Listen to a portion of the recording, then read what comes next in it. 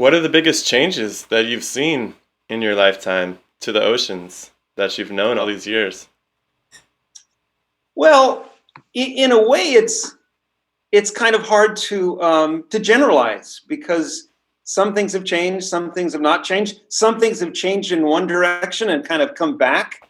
Uh, I mean, it's easy to say, well, everything's overfished, for instance, Is that the and case? yeah, that's the thing. It depends on what part of the world you're in and what fishes you're looking at. And in general, yes, that is the case. But in specifics, if you go into look at Southern California and you look at the rockfish populations, big commercial species, many species, some of them are actually up and relatively healthy, literally from the late 90s when they were declared overfished. And now they're off the overfished list. On the other hand, plenty of fishes worldwide, for instance, sharks, that are in terrible shape. So it depends if you're a half full person or the glass is half empty. And personally, I have to fend off despair on a daily basis. So I tend to be the half empty person. Do you think that Look at some species have benefited from others disappearing?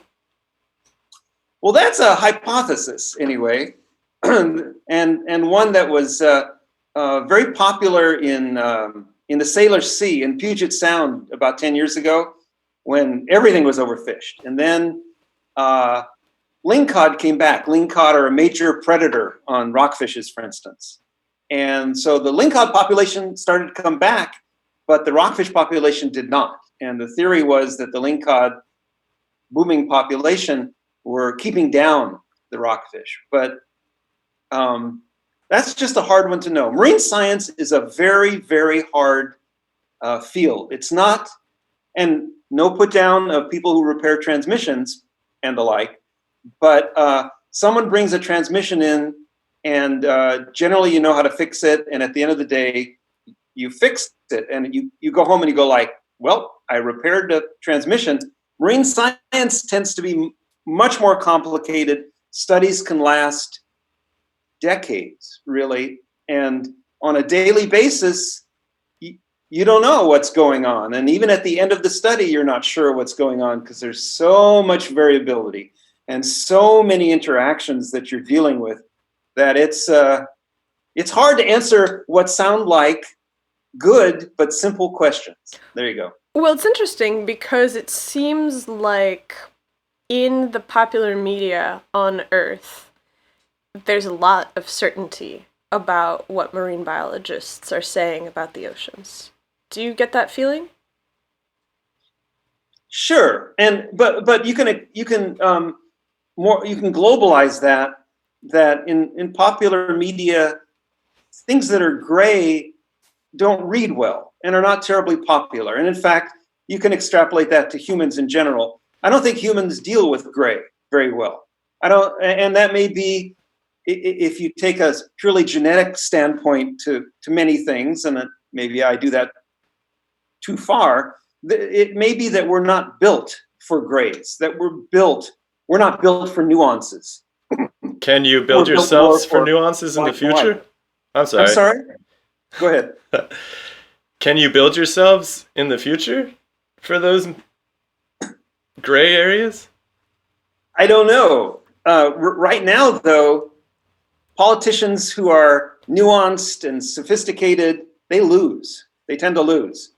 People don't like that. They're not comfortable with that. Philosophies that are gray, they lose in the great competitions. That's the reason that religion, I think, this is purely my own view, that religion worldwide, the most successful ones are the ones that give you answers, not the ones that go like, well, we don't know, right? And so when coming back to your original question about the news media and marine science or science in general, the news media and news media is like people, they're not like robots. People are attracted to what they perceive as answers. Even if the studies that they're reporting on may not give quite as firm an answer as the media reports. That's the reason, by the way, that scientists generally, I think, make terrible witnesses in trials, is that it's very hard to pin a scientist down, to say, absolutely, this is what happened. We are trained to make it more nuanced and to say, well, the probabilities are this, or the probabilities are that, or our studies imply this. It's not very satisfying. And Possibility. the way the research works. Yeah, it You're seems giving- like there's a greater emphasis on possibility rather than certainty in much of research. Yeah, and I remember having a discussion with somebody recently about nutrition and how you read that vitamin A is great because there was a study in Great Britain that showed that people with whatever it was, higher lung cancer rates have lower vitamin A. All right, so then everybody is packing in the vitamin A. And then it turns out that that's probably not the case. It may be the opposite. And it's not the vitamin A, but some sort of carotenes that are actually the thing that are important. And because you get these conflicting studies that scientists can often handle in the sense that we're aware that science evolves, the public may not be comfortable with the idea that a study that shows one thing one time, it may not be the be all and end all. This seems like it might be very common in something that's an observational science. Like marine biology requires you to go into the wild and to look at what's happening in the ocean in these very inaccessible places. But much of science that's really well funded on Earth seems to be focused on model systems and model organisms. Right. What? And to be completely honest, I am 73 years old, and I have been arguably in the marine science end of things since I was, let's just say, 25. So that's rounded off a half century. And until about 3 years ago, I never did a study that had a hypothesis, ever.